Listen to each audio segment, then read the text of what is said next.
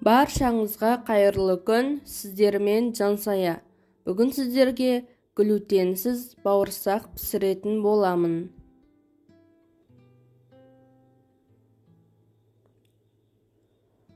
Алдымен ыдысымызға 37-38 градустағы жылы суды құйып, үстінен псилиум салып, жақсылап араластырып, 20 минутқа қойып қоямыз.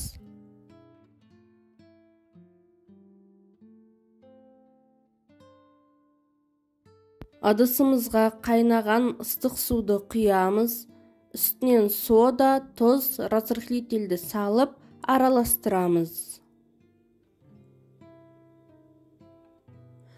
Сұйық майымызды қосамыз, менде зәйтүн майы, қалаған май қоссаңыздар болады. Енді үстінен күрішін салып жақсылап араластырамыз.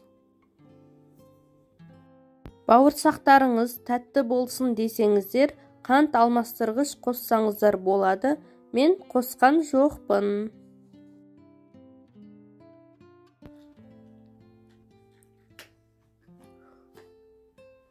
Осы қамырымыздың үстінен дайын болған псилиумды салып, бір келкі етіп араластырамыз. Іртік-іртік болып қалмауы керек.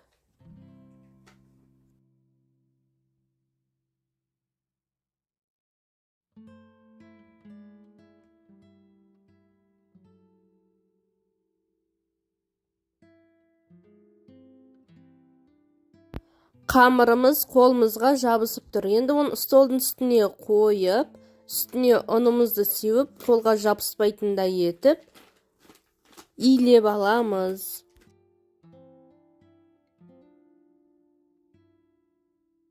Каналыма тіркеліп, лайк баса кетіңіздер. Сіздерден қолдау күтемін.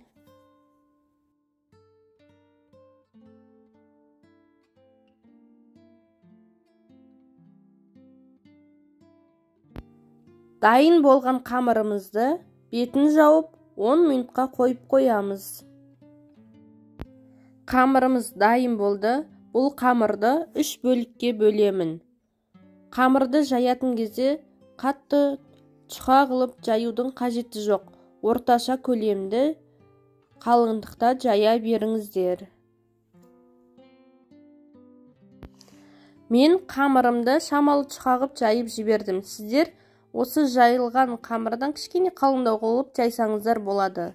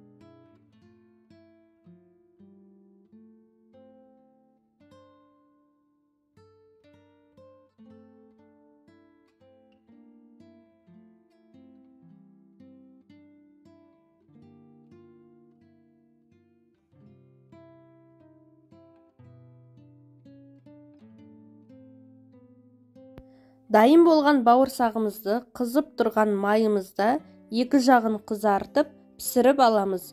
Мендегі май жылқының жүрегінің майы. Сіздер кез келген майды қолдансаңыздар болады.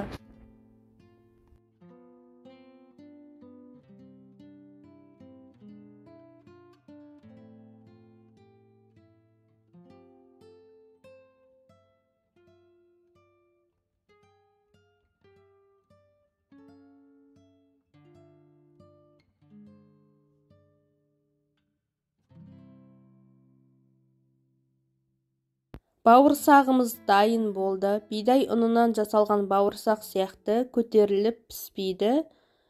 Ортасы толық піскен. Сіздер де жасап көріңіздер.